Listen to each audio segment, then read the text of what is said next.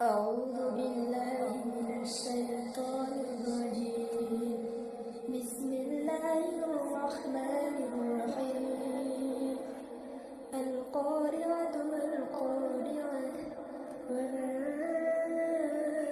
أدراك ما القارعة يوم يكون الناس كالفراش المبثوث وتكون الجبال كالعهن المنفوش فأما من ثقلت موازينه فهو في عيشة راضية وأما من خفت موازينه فأمه هاوية وما أدراك ما هي